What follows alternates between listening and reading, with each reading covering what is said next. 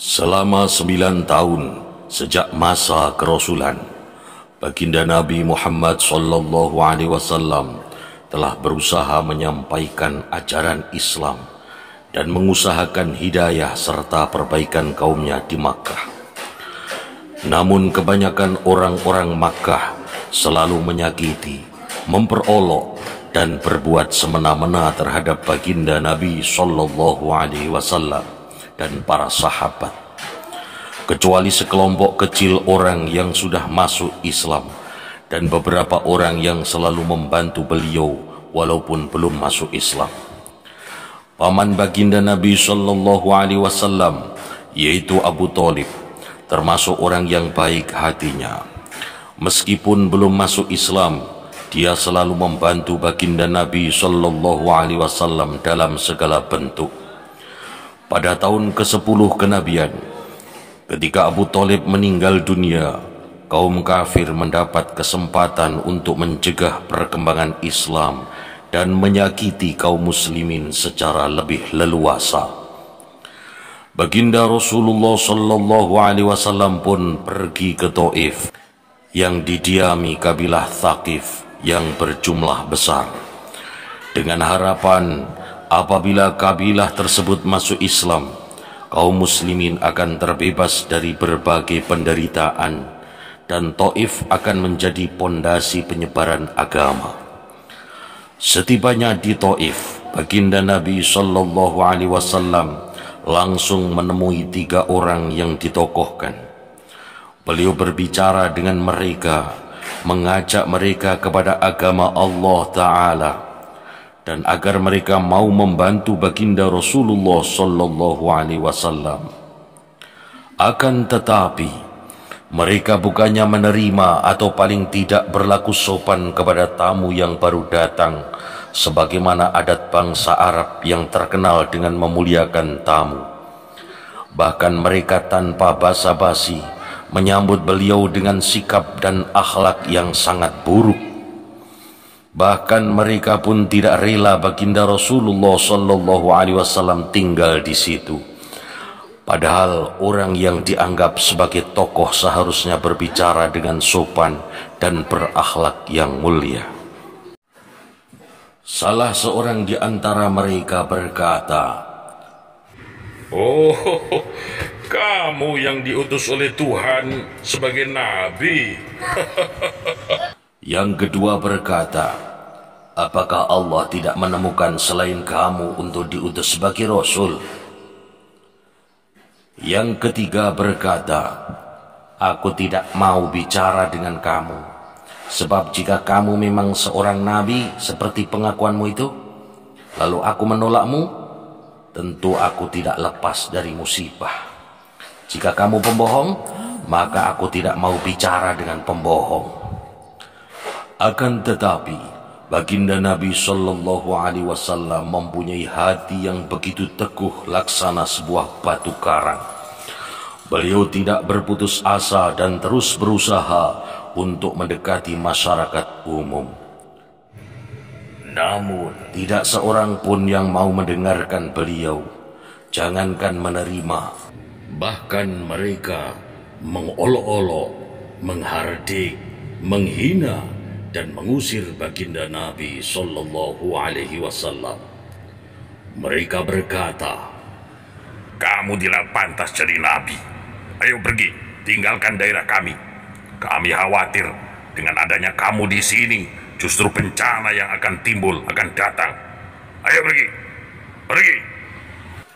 Ketika baginda Nabi SAW sudah tidak dapat mengharapkan mereka dan bersiap-siap untuk kembali, maka mereka menyuruh anak-anak kota Taif membuntuti baginda Nabi SAW. Mereka lalu mengganggu, mencaci maki, dan melimpari baginda Nabi SAW dengan batu, sehingga kedua sandal beliau berlumuran dengan darah. Dalam keadaan seperti itulah baginda Nabi SAW meninggalkan Taif. Di tengah perjalanan, tatkala sudah merasa aman dari gangguan anak-anak nakal itu, Beliau berdoa kepada Allah Subhanahu wa Ta'ala, اللهم إليك أشكو ضعف قوتي وقلة حيلتي وهواني على الناس يا أرحم الراحمين. أنت رب المستضعفين وأنت ربي، إلى من تكلني؟ إلى بعيد يتجهمني أم إلى عدو ملكته أمري؟ إن لم يكن بك علي غضب فلا أبالي، ولكن عافيتك هي أوسع لي. أعوذ بنور وجهك الذي أشرقت له الظلمات وصلح عليه أمر الدنيا والآخرة من أن ينزل بي غضبك أو يحل علي سخطك. لك العتبى حتى ترضى ولا قوة إلا بك. Ya Allah, aku adukan kepadamu lemahnya kekuatanku, habisnya upayaku, dan kehinaanku dalam pandangan manusia. Wahai yang maha penyayang melebihi sekalian penyayang, Engkaulah Tuhan orang-orang yang tertindas, dan Engkaulah Tuhanku. Kepada siapakah Engkau serahkan diriku? Kepada orang asing yang akan memandangku dengan muka masam, atau kepada musuh yang Engkau kuasakan kepadanya segala urusanku? Tiada keberatan bagiku, asalkan Engkau tidak murka kepadaku. Perlindunganmu sudah cukup bagiku. Aku berlindung kepadamu dengan nur Zat-Mu yang menyinari segala kegelapan, dan dengannya menjadi baik segala urusan dunia dan akhirat. Aku berlindung dari turunnya kemarahan-Mu kepadaku atau kemurkaan-Mu kepadaku. Aku sanggup berbuat apa saja hingga Engkau ridho. Tiada daya dan upaya melainkan dengan-Mu. Allah Subhanahu wa Ta'ala, penguasa seluruh alam, pun memperlihatkan keperkasaannya dan mengutus malaikat Jibril alaihissalam untuk datang memberi salam kepada beliau dan berkata, Allah Subhanahu wa Ta'ala mendengar ucapanmu dan jawaban kaummu, ya Rasulullah. Dan dia mengutus kepadamu malaikat penjaga gunung agar siap melaksanakan apapun perintahmu. Malaikat penjaga gunung itu pun datang dan memberi salam kepada baginda Nabi Sallallahu Alaihi Wasallam seraya berkata, apapun yang Engkau perintahkan akan kami laksanakan.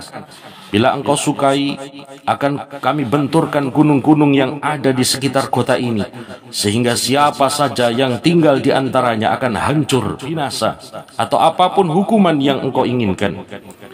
Baginda Rasulullah Sallallahu Alaihi Wasallam yang bersifat penyayang dan mulia ini menjawab, aku hanya berharap kepada Allah Subhanahu wa Ta'ala, seandainya saat ini mereka tidak menerima Islam, semoga kelak di antara keturunan mereka ada lahir orang-orang yang menyembah dan beribadah kepada Allah Subhanahu wa Ta'ala.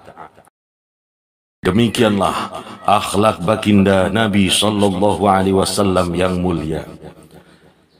Kita mengaku sebagai pengikutnya, namun ketika sedikit kesulitan atau celaan menimpa kita, kita langsung marah, bahkan menuntut balas seumur hidup. Baginda Nabi Sallallahu Alaihi Wasallam meskipun mengalami penderitaan dan kesusahan yang berat, baginda Nabi Sallallahu Alaihi Wasallam tidak berdoa buruk dan tidak menuntut balas.